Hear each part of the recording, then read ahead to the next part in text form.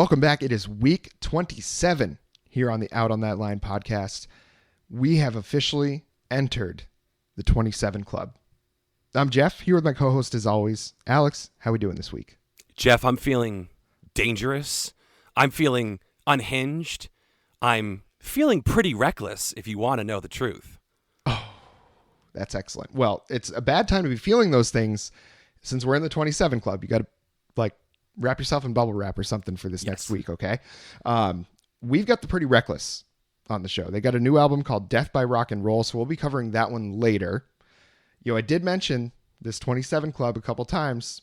You'll find out why we kind of brought that up this week. It's just the stars aligned with the episode number for us this week, as well as it being, the 27 Club, what we're going to get into with the Pretty Reckless. So I was thinking we should talk a little bit about some of those prominent members of the 27 Club. And if folks aren't familiar, the 27 Club is a list that, it's not a great one to be on, but it's of, famous artists, the creative types, musicians that have passed away at the age of 27 for, various reasons.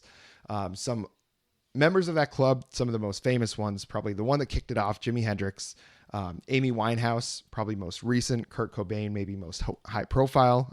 You kind of put those in that order when we were talking about it before the show. And I think those are correct. There's a few more too, but I think we're going to stick to those. So, the first one with Jimi Hendrix, just everybody knows who he is. I mean, maybe there's some folks that are in college age now that maybe aren't so familiar with Jimi Hendrix, but, otherworldly guitar player. Many consider that he's the best of all time. Just from what he brought to the instrument, nobody had ever done before. And he passed away at the age of 27. It was kind of the first one in this club that people talk about. And it, a huge loss. Yeah, and I confess I only really kind of know the greatest hits of Hendrix. Mm-hmm. I haven't gone as in depth as probably any music fan should, because you're right, the man was a left-handed genius. He strung his guitar upside down so he could work his magic.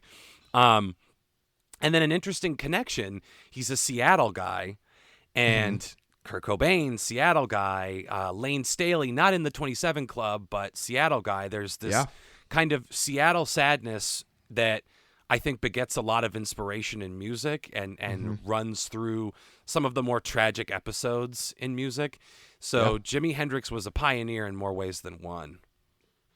Yeah, absolutely. And it's unfortunate there must be something in the water up there. Doesn't sound like a good situation. Plus, I think a lot of the music associated with Seattle is generally of the sad variety as well. So, it all goes hand in hand. Not a great scene. No. But it's weird to think about, the huge impact that Jimi Hendrix had by the age of 27. It's just unbelievable the way he changed the instrument. I mean, you can draw a very clear line from the timeline before Jimi Hendrix, picked up a guitar and got, and was a front man, to after. It completely changed the music universe. Nobody had ever heard anything like that before. And there's been people that are probably more technically proficient guitar players than he was at this point now, like Eddie Van Halen or somebody like that. But it all started with Jimi Hendrix. It's unbelievable listening to some of the music and thinking about the fact that he came up with this stuff in the 60s. Yeah, for sure. And I like to think about, you put it an interesting way when we were talking about this earlier. What do you think these people would have gotten up to? What do you think their career trajectory would have been had they not kind of succumbed to these different incidents?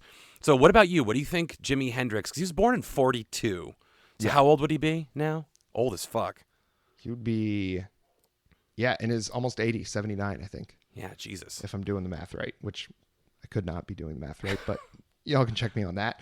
He'd be up there. But I think it's one thing about really famous guitar players is they tend to age pretty well as far as, the kind of relevance to music and things like that.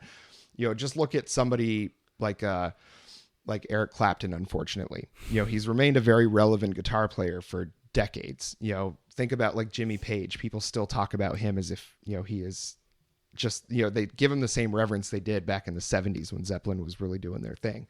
It's just, I think as far as musicians go, you've probably got your best chance at aging well as a guitar player. And I don't know if he would have continued to come up with things that are as groundbreaking as he did, but if his brain was working in that way to come up with the things that he did when nobody else had really done them before, I'd like to think he might have come up with a few more ideas after that too.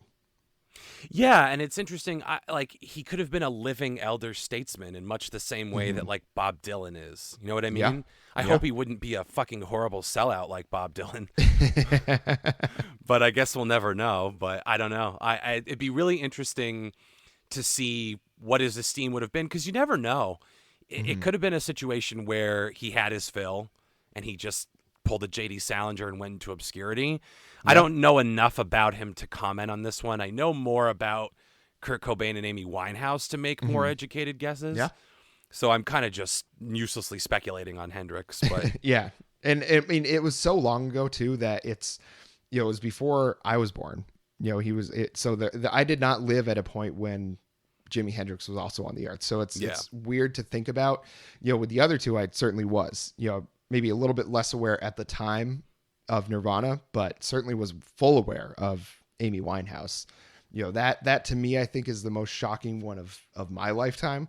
But Kurt Cobain, I think, kind of stands above all of them, just from the way that he took the music world by storm, basically ended the 80s hair metal movement, basically single-handedly.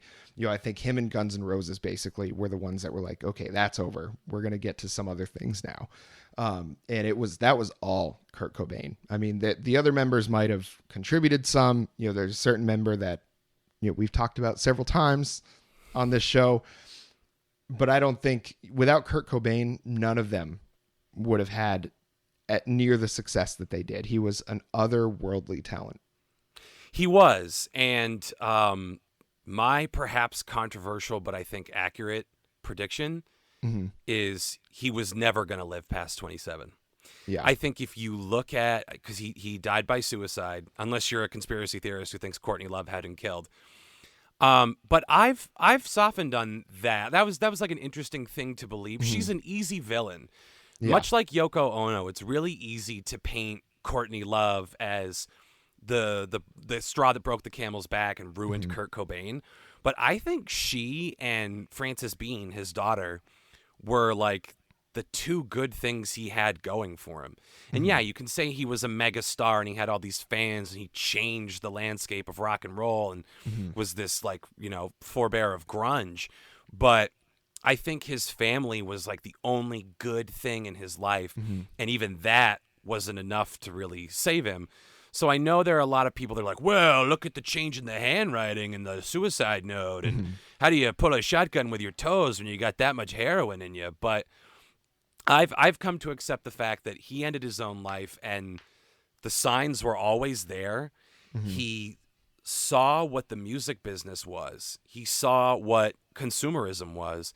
And I think more than anything, it depressed him and it left him without hope, because he really could see the writing on the wall that music is going to be commoditized. It's going to be shaped into wherever the wind is blowing. We have to make it exactly what sells. It's not about taking chances. Grunge happened to hit, and now everything will be in the grunge mold until people get sick of that, and then the next generation comes along, and we put everybody in the new box. Yeah. So I think he was cursed with foresight, and it weighed on him, and it took all the fun out of what he was doing. And I think, unfortunately, that meant he was never going to be with us too long. So I think he didn't have a chance, unfortunately. And I say that with all the respect. I'm a huge Nirvana guy, and I say that with all the love in my heart for Kurt Cobain.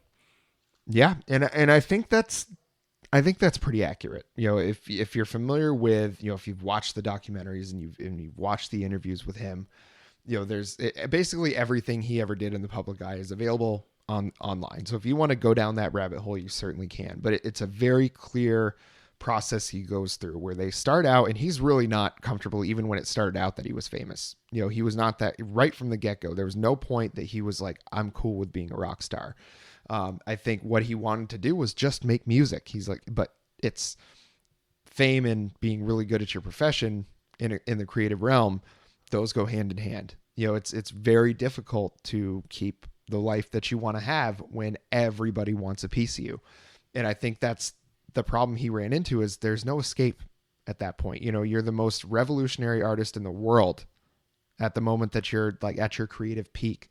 And it's just, and he was in his early 20s when they first were coming out with that music. And it's just ridiculous the amount of talent he had then and how angry he was already at the situations that he was getting put through. And to not even be allowed to live the life that you want to live, that you prefer, to be able to stay just on the quiet side of things, that is a choice. I don't know how I'd feel if that was taken away from me. I'd probably feel, I would at least in some ways, like Kurt Cobain did, to just like think about that. You're at your creative peak. You're doing stuff nobody's ever heard before. You are on the forefront of, and you don't even really know what the movement is at that point. We have the benefit of hindsight to know what happened after, but you're not even sure where it's going right now. So there's also that uncertainty, is, you don't know how it could possibly turn out because you don't know where it's going to go. And it's just, I don't know. There was so much uncertainty for him. There was so much just chaos swirling around him all the time, that I think you're right. That home was probably his solace. And when he figured out that not even that was good enough, that's probably when he decided, what's the point? Yep. And to switch over to Amy Winehouse, I think that, I mean, I know people that was more contemporary for us. Mm-hmm. And like, not to compare it to the Kennedy assassination, but it's like, I remember where I was when I found out Amy Winehouse died. Mm-hmm. And I was always an Amy Winehouse fan. I don't claim like number one super fan privileges, but I certainly remember that day very vividly. Mm-hmm. And the people I was with were deeply affected by it, because she had a really big throwback style. And I think anytime people can kind of revive a genre or a style that's fallen out of favor like that, it hits with a certain subset. Mm-hmm. And my crew in college was theater kids. So, Yeah. They're not going to sit there and listen to Cake by the Ocean and feel like a normie. They want, somebody in a fucking poodle skirt or a petticoat who makes them feel different and special. And Amy Winehouse was that for a lot of these people. Mm-hmm. And she was just so consumed by demons, drug abuse, abusive relationships.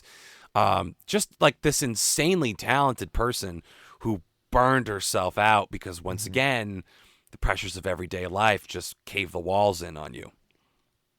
Yeah, when you don't get a moment to yourself and you have some recovering to do, and you have some things that you have to address, but you don't get a moment outside of the cameras, if you're at home, that's where all your vices are. It's just a very difficult situation to be in, when you don't even have an opportunity to fix yourself. So the only thing you can do is self-medicate, which is what she was doing. Yeah. And, surrounded herself by people that were not great. As much as people said that they had love for her, they all kind of enabled it. Yeah. At least enough. Like, you have to be in a bad way. Like, I've known a lot of alcoholics, a lot of very old alcoholics, to have basically drank yourself into a grave at age 27 is a feat. That's something that, and obviously she had other things that she was doing as well. Like, it wasn't just alcohol. I think that was the ruling of how she passed away. But, it's just the amount of effort it takes to get to that point, when like, there was no hiding it. She was in the public eye doing all of this stuff. It's not as if it came as a surprise it was a surprise when it happened, but it's not as if people could have been that shocked that was the way things turned out. Because if you don't ever afford somebody an opportunity to get better, if they have a problem, they're never going to. It's only going to get worse. And I remember that happening, and I loved her music. Like, it was that throwback kind of sound that you were talking about. It was impossible to hate. I think it's, maybe Adele is the only kind of comparable one to the feeling I get when I listen to Amy Winehouse, just because it's, fairly original. You haven't heard much like that, and they just have a pure, good, honest voice. And Amy Winehouse's cover of Valerie. Oof. Is that a cover? Oh, is that a cover or is that her original? A million people have done it. I'm fairly certain that's a cover. Okay. So Showing my ass a little bit by not knowing for sure, but I think it is. I think it is. I mean, I am too. Like, that's something we could have easily looked up, but we're not that kind of podcast, now folks. fuck that. But that song just kicks ass. That song rocks. And Rehab is like her biggest hit. And usually that's the one people are like, oh, well, you only like her because of that one song. But it's like that one song still kicks ass. Yeah. Well, and Rehab, how appropriate, because there's this concept of no junk, no soul. And that certainly applies to Kurt Cobain as well. This idea of like, well, part of the magic of the image is this is a woman with the beehive hairdo and the fucking smoky eye, and she's missing a bunch of teeth from crack, and we're going to make fun of her when she's too fat. We're going to make fun of her when she's too thin. Like, the media had a field day just picking her apart. And that's like added pressure on top of addiction and touring duties and getting in the studio and relationships. Like, she did not have an easy go of it. And on top of it all, you become so dependent on these substances that you really start to question whether the magic's in you or the magic comes out of a bottle or a pipe. Yeah. So, like, I pity Amy Winehouse, and I don't mean that in a condescending, like, oh, I pity her. I pity Amy Winehouse, and this sounds horrible. And again, this is not like, well, it's pretty good she died. Yeah. But I think in terms of predictions, I think you would have seen her fall out of favor and fall into obscurity had she lived. I just think that style, not enough other people jumped on it, and she started like doing these duets with Tony Bennett, and unless you're Rory going through a breakup, that's his breakup music is Tony Bennett, which I think is the fucking coolest thing ever. Like, not to out him, but when he was going through a breakup in Boston, he's like, yeah, I've been listening to a lot of Tony Bennett and sitting alone at the Waffle House just drawing on napkins. Well, I mean, it might be that when Rory finds the one and never has a breakup again, that might be the last we ever hear of Tony Bennett. That it's very possible. Yeah, he might be the last one listening. But like, I mean, so like she did this whole like set of covers with Tony Bennett, and that's great, and it's nice that she shows reverence to him and whatever. But and he to her, recognizing her talent. I don't know that it had the staying power, and she certainly could have reinvented herself. But most of her oeuvre up to that point was very specific. Yeah. So I don't know. I don't know if we'd still be hearing from her. She may have, retired to the cottage in Wales. Yeah, she might. And I think that's the kind of thing. Maybe we wouldn't have had any big, massive hits like Rehab or like Valerie was. Maybe we wouldn't have had any of those again. But I think she would have hit the circuit of like, she would have been performing at places like the Flynn Theater, those kind of mid-sized venues. She could, you could make a pretty good career out of just doing that. I feel like that's where she probably would have ended up. And she could have shined as like an Elvis Costello type, where like he played the Flynn. That's where I saw him the first and only time I've seen him. So like she could have been the kind of person where they're like, oh, Amy Winehouse has a new album out, and diehards check it out, and other people don't necessarily give a shit. But yeah, she could do smaller to mid-sized theaters. And this sounds horrible, and this sounds like a vote of no confidence in Amy Winehouse, but it's a vote of no confidence in the consumer more than anything. Yeah, I think it's just because it's there's not enough flash in that kind of music. You know what I mean? So I think that's the only shortcoming, and it's not even her fault. It's not even anything she can do about it. It's just that's what she was great at singing, and she took it as far as I think she could. Yep. Yeah, because I mean, how many others? That girl Duffy had a song that was like that was that same kind of style. It's just very annoying. Oh, crap! Is that Mercy? Yes. You got me begging you for mercy. Yeah. Oh, God, that was like an ice pick in my eardrums. Yikes. Yeah, that was terrible. They tried to like shoehorn her into the Amy Winehouse hype, and it just didn't click. No, not at all. The only other song I've heard from Duffy is called Rock Fairy, and what a coincidence, because I would like to strap a bunch of rocks to her and toss her off the side of a ferry so we didn't have to hear any more Duffy. Oh, that's beautiful. Well, I think as far as morbidity goes, yes, I've had about enough on this episode here. So, what I'm thinking is we should talk a little bit about Silk Sonic. You're not going to get any argument out of me there, Jeff. So, Silk Sonic, if folks haven't heard, if they're not hip like we are, is Bruno Mars and Anderson .Paak. And I think they have Bootsy Collins involved. Oh, yeah. It's a new album that they're coming out with. And first of all, that name just kicks ass. Mm-hmm. Silk Sonic, what a great band name. And it leads you right into exactly the kind of music that they play. And was that Leave the Door Open is the name of the single? Yes. Yes. So smooth. So good. So pure. So R&B. Just brilliant. And I would like to go ahead and when we're talking about reviving a throwback style, I'm calling it right now.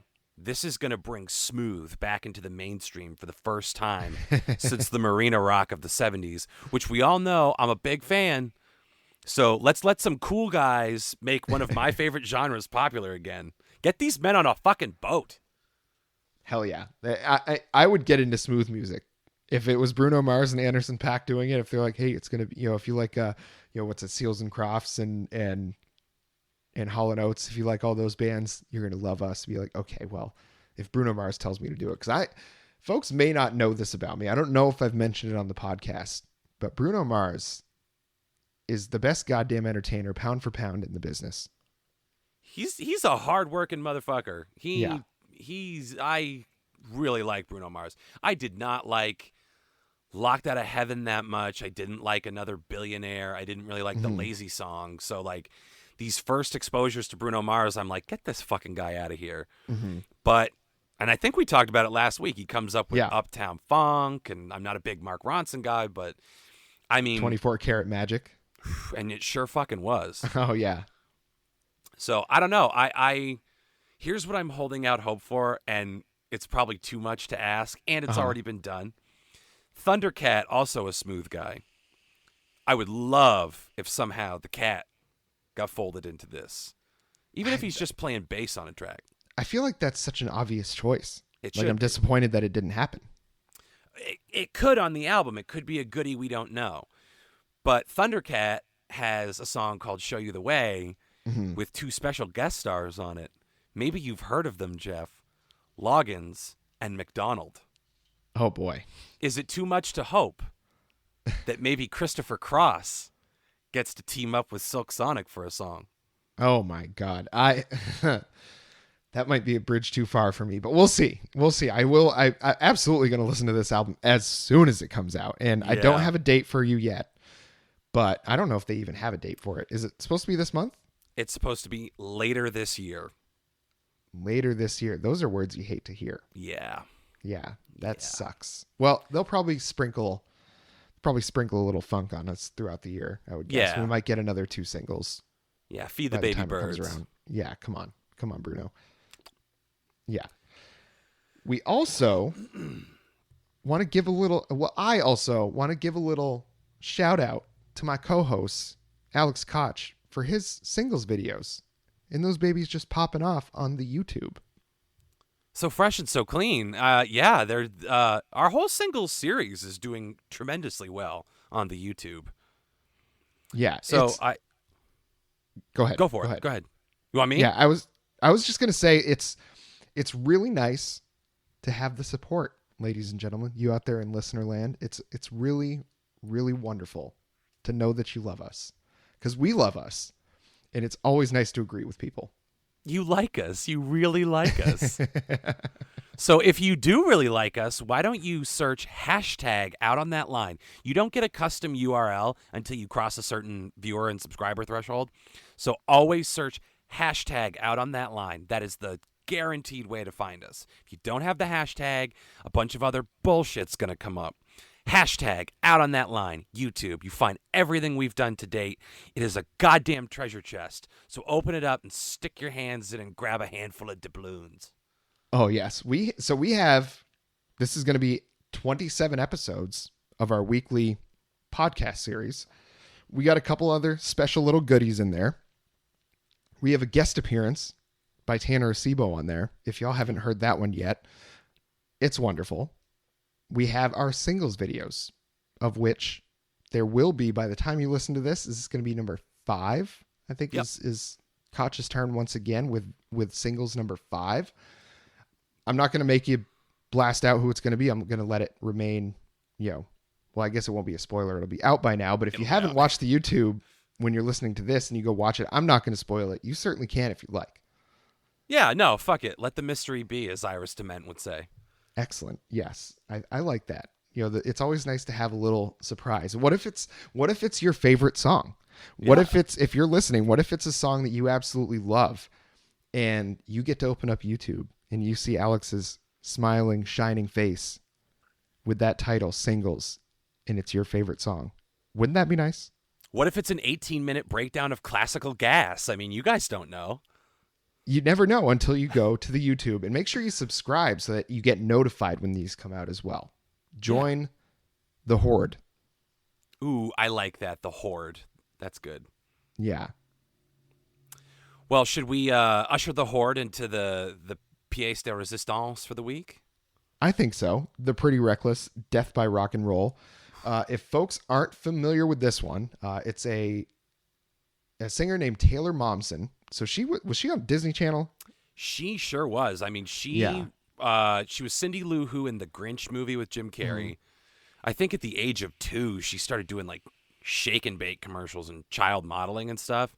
So very much like Miley Cyrus, she broke out of that. Mm-hmm. And I'm sorry, like, controversial statement time once again on the podcast. If you're a stage parent and you make your fucking 2-year-old do that, you're a shitty parent. These stage parents like Macaulay Culkin's parents and stuff like that. Your child has no object permanence. So how can they know they want to be an actor or know they want to be a model? You're forcing them into it because you see some benefit to you down the road. So they still trip over their own feet. Oh, they got to be on TV? Come on. Yeah, come on. So, yeah, sorry. I didn't mean to cut you off with my rant about stage parents, but good for her for getting out of that. You would know.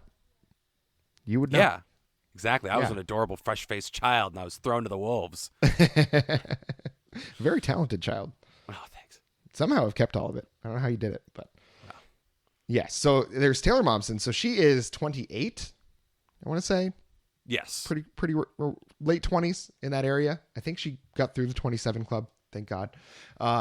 She's in a band with a bunch of guys that are like your dad's age, I'm pretty sure. Yeah, one of them looks like the wrestler Sting.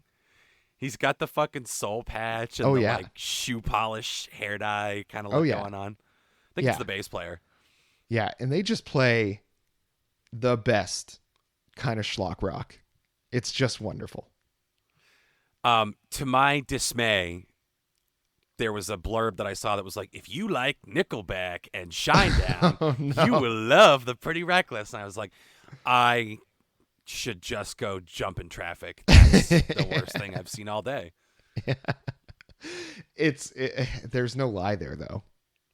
Unfortunately. I hold my head a little bit higher because it's less gooby than, look at this photograph. Yes, that's true. And, I do have with Marla, fiance of the pod, we do have a divorced dad playlist. So it's all of that stuff. It's like Creed, Fuel, like all those goodies. There's a lot of Nickelback on there. I'm sorry to say, and I'm sorry to blast fiance of the pod on here, but it has to be done in public at this point. Nickelback is not great. She's got a few on there. They're early. She's not a big Nickel, but she's not a stan. Okay. She's not like, she doesn't have like another backup Twitter account that's just like Nickelback fan or anything like that. Okay. There's probably like a handful of Nickelback songs on there. So, and it's a huge playlist. So you don't hear them that often. So look at me backing off my statement here, but it's just, there's enough on there. It's like, it's bad. But you know what? I did want to mention, now that we're kind of on this little vein here before we get back to the Pretty Reckless, song of the summer this year is going to be Lips of an Angel by Hinder. Calling it. This coming summer? This coming summer. Show your work. Why do you think Lips of the Angel is going to be? Because it's awesome. I can't in good conscience agree with you on that, Jeff. Well, I can't even play along a little. Well, I'm going to tell you to do a little homework and listen to that song. Put yourself in the mindset of the Pretty Reckless when you listen to that. It's just as golden, baby. I get. You know what? It's like the upcoming date with Lana Del Rey. I'll do my level best to be objective, but there's a lot going against it. Just enjoy it for what it is, which is one of the most ridiculous premises from any song of all time. It's just wonderful. I'll take your word for it. I'll take your Okay. word for it, Jeffrey. Okay, and listeners, do the same. Go listen to that song for me. And really what I'm trying to do is just get it on all of your recently playeds on Spotify or whatever app you use, and then you're going to just hear it all summer, and it will become the song of the summer. Oh, Christ. Yeah, God help us all. little hinderception here. Oh. Yeah. Well, what do you say we get started on the album proper here from Pretty Reckless? The first track, Death by Rock and Roll. Now, tell me a little bit about why this one's interesting. So this one and the final song on the album bookend thematically what I think they were going for with this entire album, which is a tribute to dearly departed friends who went too soon. Mm-hmm. Chris Cornell is a recurring influence throughout. I mean, Chris Cornell, Kurt Cobain, and not that all these people are dead, but Shirley Manson of Garbage, Joan Jett, Robert Plant were huge influences on Taylor Momsen. In addition to others, Floyd, the Beatles. But she was very influenced specifically by a lot of the grunge and alt-rock scene.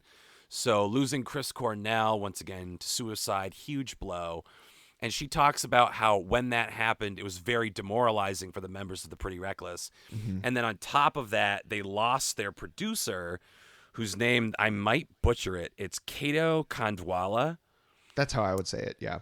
Yeah, I mean, he's produced, he's done work with Blondie, Paramore, My Chemical Romance, Red Jumpsuit Apparatus. So, like, he was a prolific producer and considered, like, the unofficial fifth member of the Pretty Reckless.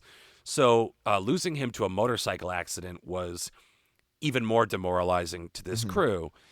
And he had wanted them to write and record a song called Death by Rock and Roll. Yeah.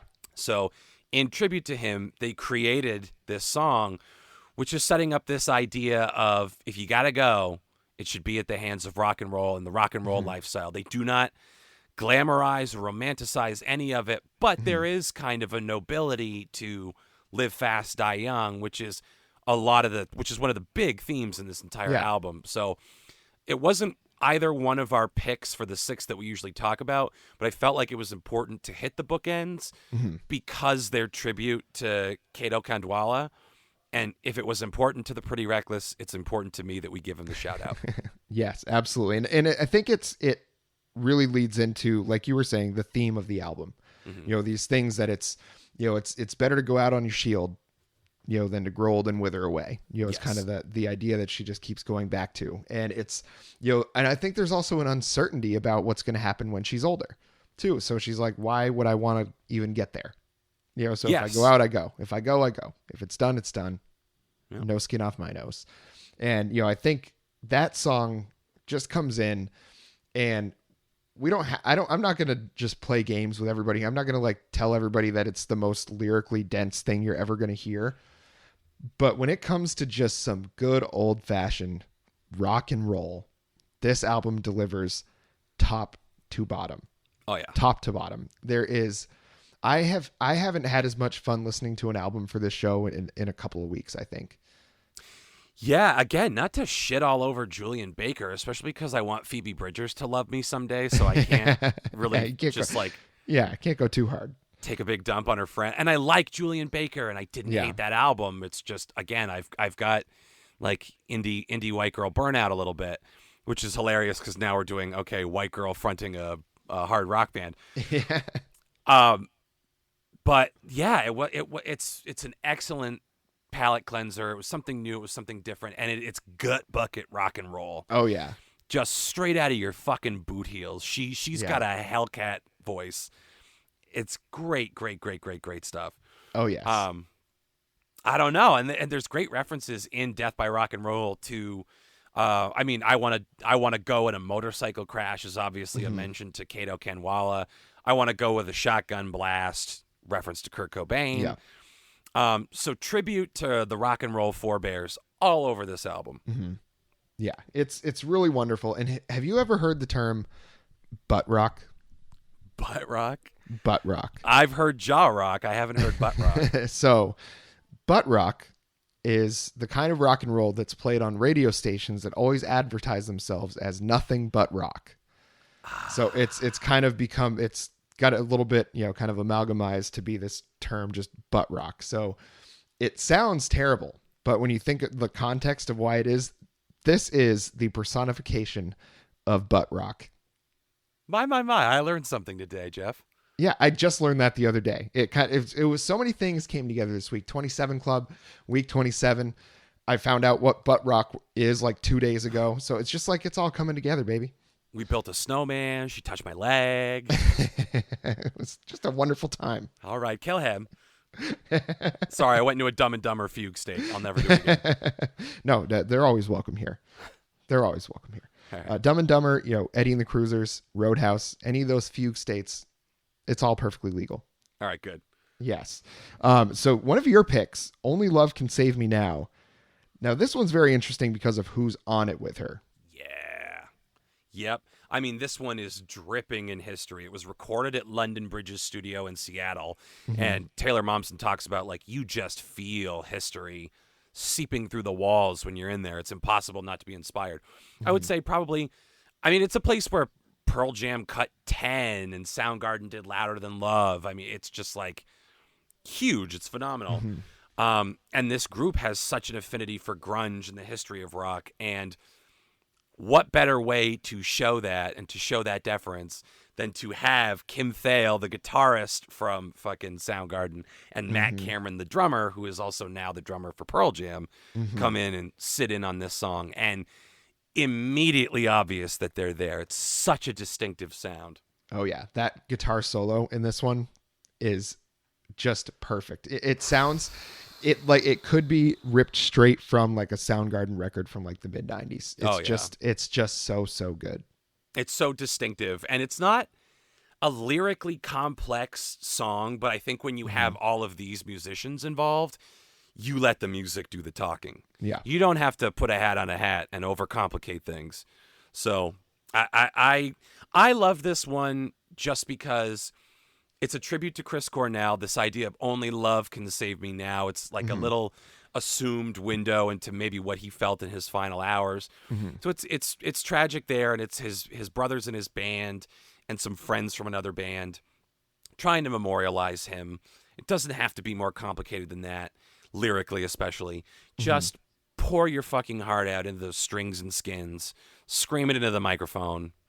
Baby, you got yourself a stew. Yeah, it's a really, really excellent song. And for folks that aren't familiar with Chris Cornell or Soundgarden in general, he is well regarded as one of the greatest voices ever in rock and roll. And it's unbelievable the notes that he can hit with just such power. I mean, just talent oozing out of every orifice of that guy. It's just, if you listen to Temple of the Dog that he did with Eddie Vedder, that song Hunger Strike, some of the notes and the runs that Chris Cornell hits in that song are just unbelievable. And you can hear so much of him in Taylor Momsen, not only on this song, but throughout everything she's done. She just goes into these riffs and these runs where it's like you can tell exactly where her influences are. And Chris Cornell is a big one for her. Yeah, and she doesn't overdo the jaw rock. There's just enough of that, like, especially when she hits the part and it can save me now. Like, there's just this slight so it doesn't sound fucking stupid. It's perfectly placed. Yeah. So hats off to her. I mean, she can hold her own with these fucking beasties of rock and roll. Yeah, absolutely. And the next song, another connection to Chris Cornell with Tom Morello. And so it went. So Tom Morello played with Chris Cornell in Audio Slave, which is another excellent band. Excellent band. I mean, how could it be bad? You basically have Rage Against the Machine fronted by Chris Cornell. I mean, no shot that's going to be bad. That's like Pinch Me, I Must Be Dreaming. Yeah, that's like Velvet Revolver. You get Scott Weiland in front of Guns N' Roses. It's like we're gonna catch some magic in a bottle here. We're gonna make some good stuff here. That they're great. And Tom Morello, Has done stuff with Bruce Springsteen, obviously from Rage Against the Machine originally. Plays his guitar like he's a DJ. Like that's the kind of, he said, Yeah. The role I wanted to carve out for myself was as a DJ, but using a guitar. So he uses hardly any effects. Like he's used the same setup for like decades now. He's like, why change it? I'll just change me. It's just like such an interesting, unique look at how to play guitar when you see these guys that have a huge pedal board. Not saying there's anything wrong with that. They're getting the sounds that they want to get. It's just like he's done it with nothing, and a Tom Morello song when you hear it. Like you absolutely know it. And I'd go so far as to call this a Tom Morello song because it's distinct. I mean, if I didn't see it next to the track listing, my ears would perk up and I'd be like, Tom Morello? Yeah. And how appropriate that the Night Watchman himself gets to guest on this song. Mm-hmm. Tom Morello, for those that aren't aware, insanely politically active. I believe self-identified socialist. A very politically conscious, woke guy. And like, woke has in some circles become a dirty word. That's not one here. It's just common sense. So he's a woke guy, and I mean, Rage Against the Machine. There was that whole controversy about like, oh, when they spoke out against Trump, that was it for me. It's like, what did you think we were singing about all these fucking years? Yeah. So this was a great song to have him on because it's about the civil unrest in this country. Mm-hmm. We're not going to take it, basically. Yeah. The idea that how much injustice can everyone be expected to suffer before it boils over into the streets? And now you have the people turning on the state and the state turning on its people. Yeah. Yeah. And I think she wrote it before all of the George Floyd protests and, when the Black Lives Matter movement really kind of took the national attention, which goes to show how bad the years previous to that were as well. We kind of, with the way that 2020 and the beginning of 2021 has gone so far, it's hard to think about the fact that it was really shitty before this too. And, so I think that's what she's kind of talking about. It just happened to lead right into, all of the such chaos that we've seen over the past year and months, in a couple of months. And it's just, it's always nice to hear a song that kind of addresses that and expresses, probably how we're feeling as well about it. But what I wrote down for the first note on this song was, oh, hell yeah. Because the riff on this one, it's just a fucking rock song. And it's so good. Yeah. Oh, yeah. It's thick and fat and tremendous. Yeah. There's... the riff's as good as anything Rage Against the Machine came out with. It's just like you can just get that Tom Morello just little spicy signature on there, and it's just heavy. I recommend with listening to it with headphones on. Careful if you're in a car because it's going to make you put the pedal to the floor. This song just fucking goes. I hit myself in the nuts with a kettlebell, getting too goosed up to this song. Wow. Sorry to hear that. Yeah, it was tragic for me. So we'll move on. Next song is called 25.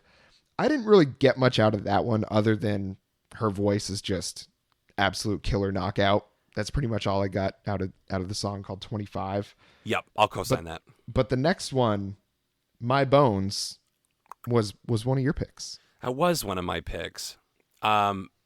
This is a song about suicide. Mm-hmm. And specifically, it's set in that moment before you're going to go through with it. It's this last-minute wrestle where you may back out if you can find just one thing that makes it worth it. But I think you know what's waiting for you. I shouldn't say you. I'll say Taylor Momsen, even though she writes the songs with Ben Phillips, who's the lead guitar. So hard to know whose emotional state is if this is just like a shared sentiment of theirs or if one of them kind of took the lead on this. But we'll just say Taylor Momsen since she's singing. But it's this idea of she knows what's waiting for her because these opening lyrics talk about you can't tell your parents or your friends or your doctor how you're feeling. And this idea of last night when the beast was asleep, I got this plan. And it's basically like being hit with this moment of clarity in your dark depression where you realize, I know the way out of this.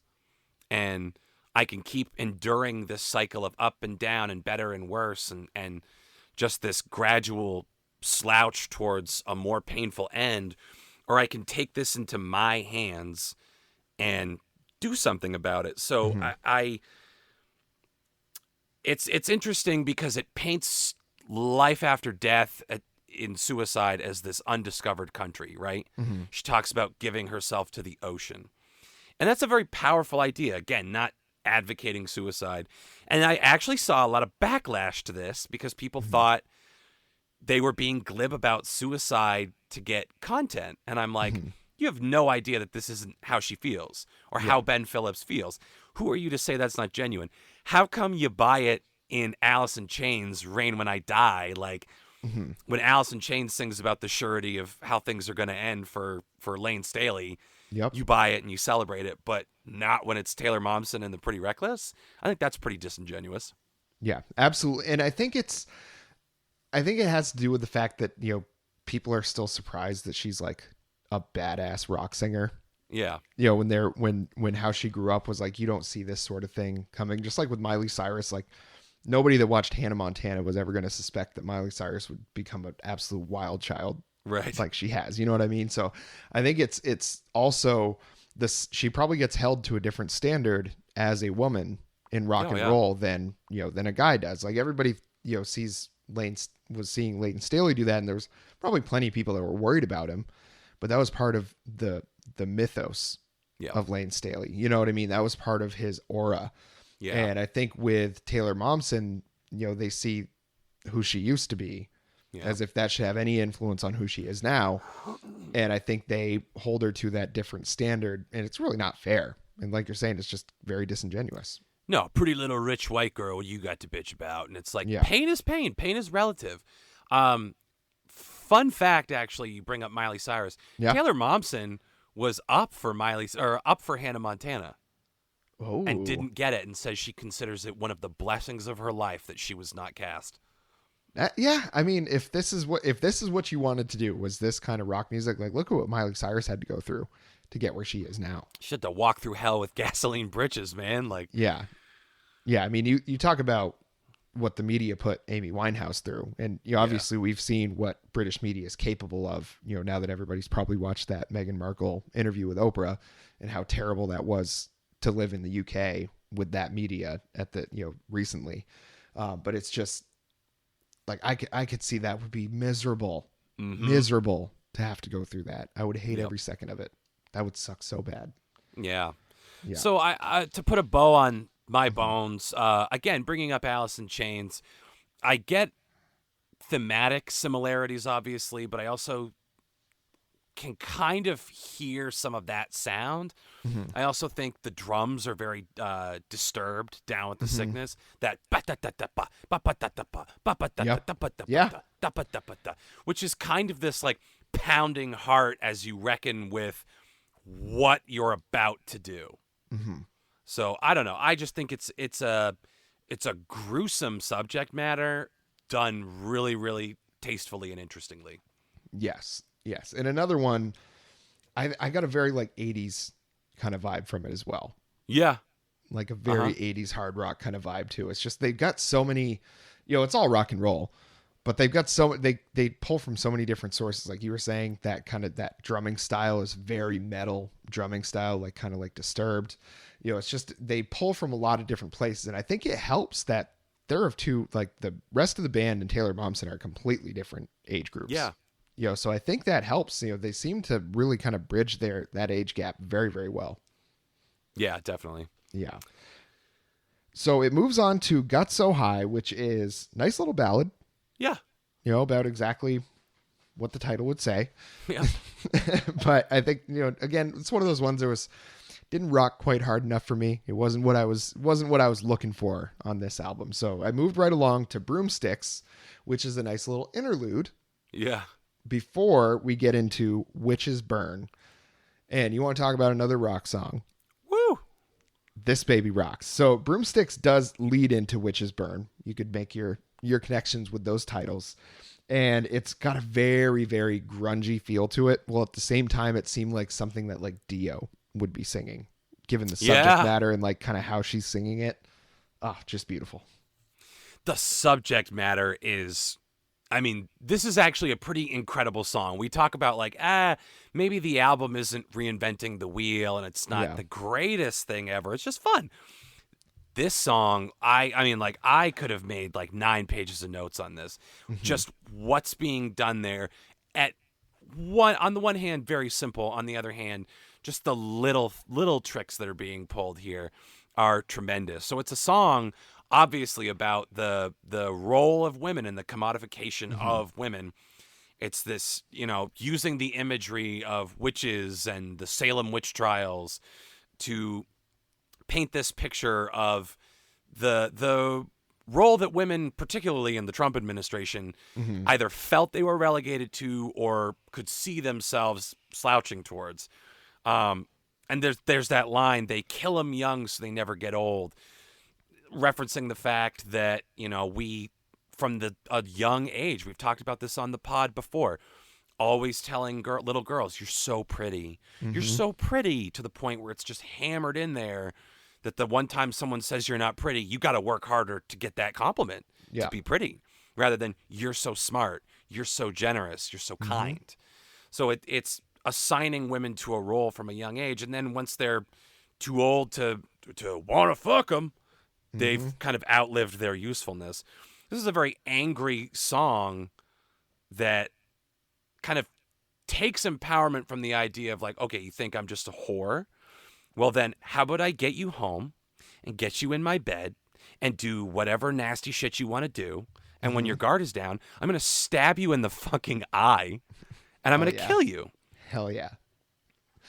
Yeah. This one, I mean, just the first 2 lines of the chorus when she's singing "For This I'll Burn" and she hits those notes Whew. on those lines, just a chill down my spine, because it just like it sounds like Dio circa like the Black Sabbath era. So I'm Yeah. sure I've made you listen to Heaven and Hell before. Oh, sure. Yeah, it's got that like Bruce Dickinson from Iron Maiden kind of feel to it. It's just so good. She hits those notes and she gets up there so high, and it's just still so pure. She can turn on that growl and put that gravel in her voice if she wants to, and sound like a Hellcat, like you were saying.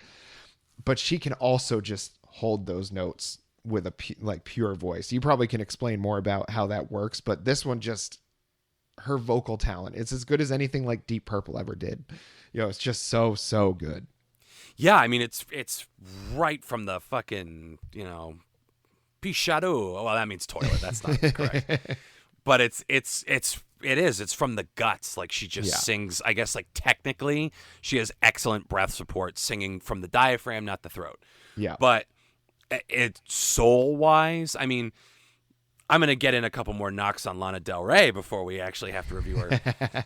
But she's Let one her of rip. those fucking fake ass white girls that's like, oh, I'm witchy.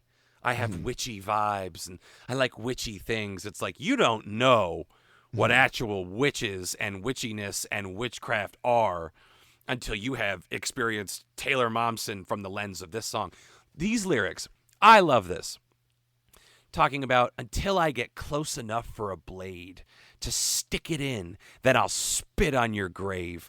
I'm smiling all the while. You won't be at the trial, but there's a price that I'll pay. So it's this righteous mission. Mhm. Like, you want to take another little girl and put her through the ringer, turn her into this other used up piece of meat. I'm not going to let you. And they'll burn me at the stake, but it's going to be with a smile on my face, because I'm going to take you fucking down with me, and you get absolutely no retribution. You're just Yeah. going to die miserable and alone Ugh. on the floor of a bedroom. Oh, it's so good. I was listening to these songs like right before we started recording too. When you said, "Oh, I got to set up," I was like, "Great, I got time for another one." It juice you up, man. Yeah, it's so good. I'm absolutely gonna be. This is gonna be such a good car album. Yeah, Just for cruising sure. along. Yeah, this album, just from top to bottom, it just fucks. Yeah, man. Just stomping the patriarchy, this great gothic rock song. It's just like a huge aesthetic treat, I guess. That's not a Yeah. very academic way of putting it, but fuck it. Yeah, and if we want to talk about who deserves to carry the rock and roll torch right now, I mean, Pretty Reckless at least gets to have a hand on it. Yeah, for sure. Yeah, 100%. The next one, Standing at the Wall. Now, this was one that you picked. I'm just going to give a quick observation here. I wasn't sure if this was Taylor Momsen or Meatloaf singing this one. Interesting that you say that. It's clearly about her support for Donald Trump and getting that wall built. I mean, Yeah. maybe not that part of Meatloaf. you know. Oh man, I don't want to go on a tangent, but I can't believe Meatloaf went MAGA. That sucks. He's a Texas boy, you know. Yeah. I feel like it's a coin flip. Yeah, and it's just he's addled, you can tell. But I love me a good rock ballad, and I had to choose between Standing at the Wall and So High, and I thought this one had a little more juice for me because it's another declaration of that desperation. The first verse is her kind of contemplating the end of happiness through an adult lens. The second verse is this nostalgia for the days of innocence when living in the moment was not just truly possible, it was the standard. You don't really let's just say 9 years old. You're not like, oh my God, I have that important business meeting. How am I going to pay for college? And how am I going to, you're just like, I hope we eat macaroni and cheese out of the box tonight. What a treat that would be for me. And if we're getting real funky, maybe some fucking dino nuggets on the side. I don't know. I'll feed that my sounds like broccoli to the dog. That sounds like a Rory Fitzgerald special to me. Yeah, well, yeah, absolutely. Throw in some smiley fries, and you got the Lots trifecta. and lots of ketchup. Oh yeah, soak it, baby. But this is the wall in the song is a metaphor for not just depression, but the insurmountable obstacles in life, and it has a very fatalistic view. So whereas the wall in Pink Floyd is something that the main character has built to block out the outside world, the wall here is an impediment to Taylor Momsen joining the outside world. She desperately wants to be like and with everybody else, but there's just this block in the way. And I interpret the ending as weirdly hopeful, where she's not going to give up. She's going to scale the wall. She's going to fight the good fight, but she knows it's futile because she talks about, I hope the wind will catch me when I fall, not if, when. Yeah. So it's a very futile rock ballad, but in a strange way empowering and aspirational, and to say nothing of the soaring vocals on this one. Oh yeah. This one's pulled back just so she can strut her stuff, and she does not disappoint. Oh, not a bit. She is so good.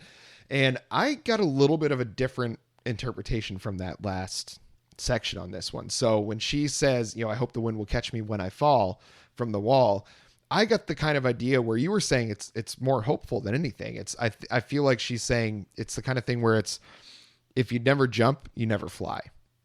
So she's like, I'm going to take the chance to go over there. Maybe it doesn't work. It's not a guarantee that she's just going to fall and splat, on the ground. There's a chance I'm going to fly, but I never will have the opportunity to do so if I don't jump.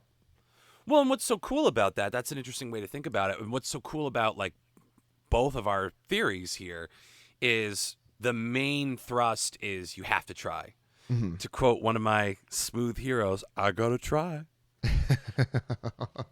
I can feel you just slipping more and more in as the episodes go on. I got to think this is maybe part of yours and Tanner's big plan.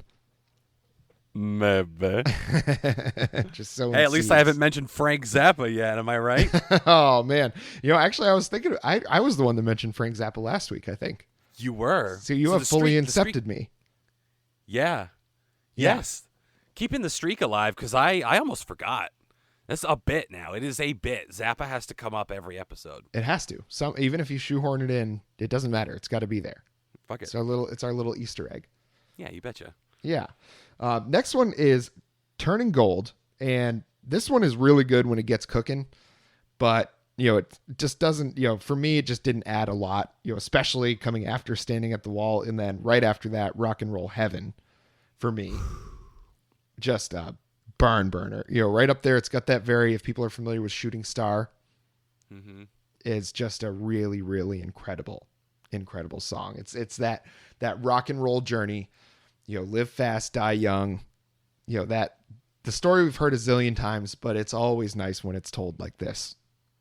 Yeah, and this one is not hard to decode. It's about the Mm-hmm. influence and the power of music and how it impacted her life, and paying tribute to the Beatles, Hendrix, Joplin, The Doors. I mean, like, obvious but very important influences to any music fan.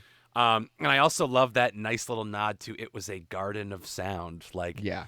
that's a nice nod to Chris Cornell and the other boys, you know? Yeah. And especially just because, I feel like just from the interviews I've seen her do, that it's Chris Cornell was a huge part of her life, not just as an influence, but as a person. Yeah. Like they knew each other. He was her idol, and he, I think took pleasure in that relationship. I think he enjoyed kind of being, I think he enjoyed a little bit the elder statesman kind of role that he was starting to grow into before he, tragically took his own life. But, I think Taylor Momsen is one of the people that he probably looked at and was like, okay, this scene's in good hands if there's people like this singing like this. And it's, it's a really, there's, like you said, there's nothing complicated about this song, and the chorus in Rock and Roll Heaven, the great gig in the sky, thought I was done living, but I survived. Like, there's nothing difficult to understand about that. And a little nod to Pink Floyd with the great gig in the sky, and I think it's just, it's a really nice rock and roll song, and it coming towards the end of the album, especially leading into Harley Darling, is a really, really, nice kind of come down at the end of the album. It really, I think, as far as how they put it together, they put everything in the right place on this one.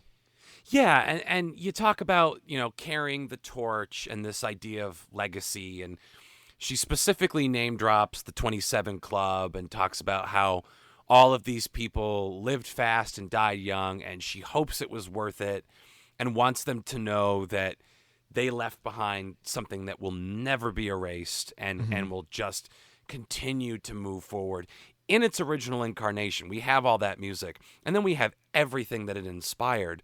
So it's again, deference to her forebears and all of these influences. And it's a nice coda to a lot of tracks that are, I mean, Witches Burn, Standing at the Wall, My Bones, some of these like very depressing ideas of life is tough, I can't go on. This song basically says life sucks, but music is worth it. Music will inspire you to keep fighting. And like you said, in terms of song placement, this is well placed. And at first I was like, this should have been the last song on the album. But like the first time I listened through, I was like, why is this not the last song? I cannot see anything else being appropriate to put last. But then we get Harley Darling, which is that bookend tribute to Kato Kandawala. And the Harley is a reference to the bike that stole him away. But this is an interesting choice for them too, because it's got more country DNA than I think rock or grunge or metal or anything like that. Yep. But it's that idea of the hoofing cowboy died with his boots on and rides off into the sunset. And I think it's a beautiful, beautiful way to encapsulate this last will and testament of the power of rock and roll. Yeah. And I think it's a very specific choice to make this one kind of fit more in that country mold, more in that singer-songwriter kind of mold, because, I think it encourages more focus on the subject matter versus when they're just all out rocking out like they do on Witches Burn or And So It Went. I think if it's that type of song, it still would have been good, but I feel like it doesn't, because of the subject matter, because they want this to be a tribute to their friend, and it's a damn good one. I think it's the idea of pulling back the music a little bit just to make sure that they all get an opportunity to share in this song, I think, as well. Because, it'd be a weird thing, I think, given how soon it was after Kato had passed away, that they put this album out and that they wrote a lot of these songs. I think it'd be a really strange thing if they went out there and just like rocked really hard. You know what I mean? And just like cranked up the distortion as loud as they could.